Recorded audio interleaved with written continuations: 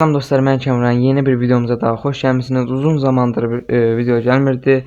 Bugün yine edit videolarına bakıp tepki vereceğiz. Ama bu defa daha farklı bir kanal tapdım. Sergen Edit. Dostlar belə bir kadar 270.000 abonəçisi var. 35 tane de videosu var. En popülerlerine bakıp puan vereceğiz. Hazırsanız ilk videodan başlayaq.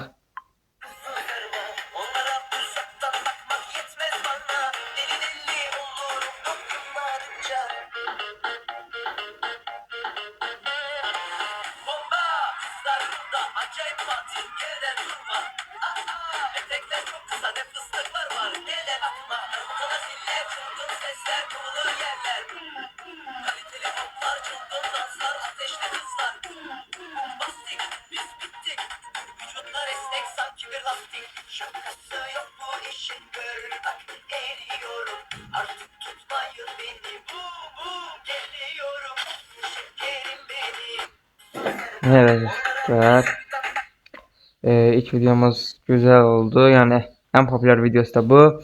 10 üzerinden 5 verirəm buna, çünkü elə də yaxşı deyil. Keçək ikinci videomuza. Teşko, kimin lan bu araba? Amma da fiyakalıymış ha. Ne yapacaksın arayayım mı? Kimin diyorum lan? Benim. Benim diyorlar. Rüyasında görür anca. Kaç para eder lan bu araba? Az geri dur ne olur. Ne yapacağız? Kaç paraysa kaç para. Ulan basın gidin. Ara. Bir dakika. Böyle konuyu yakarım. Çıkın. Ne oluyor lan? Ne oluyor burada, hayırdır?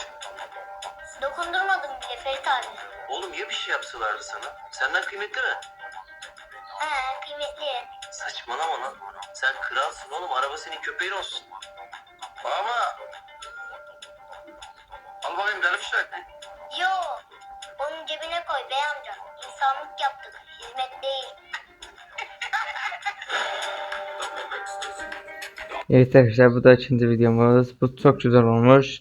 Yalı Çapkın'ın da bir iki bölümüne baktım. Yani bu yaxşıdır. 10 üzerinden 10 verirəm.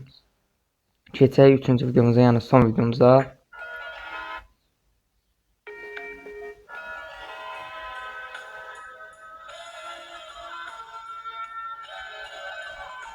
Hanımefendi, son durak burası. Siz iyi misiniz? Babamı arayın ne olursunuz. Babamı arayın lütfen. Ne olur babamı arayın. Tamam, dur arayayım ben sizi babanızı.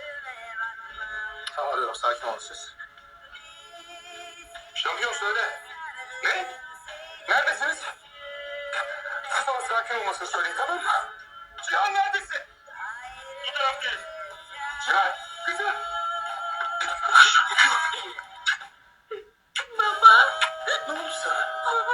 Ben ayağa kalkamadım. Benim bacaklarım tutmadı. Ben seni arayacaktım. Arayamadım baba. Olsun, tutmasın. Ben senin elin ayağın duruyorsun kızım. Baba beni böyle taşımayın. Beni yere. Sana kurban olur baba. Sana kurban olur baba.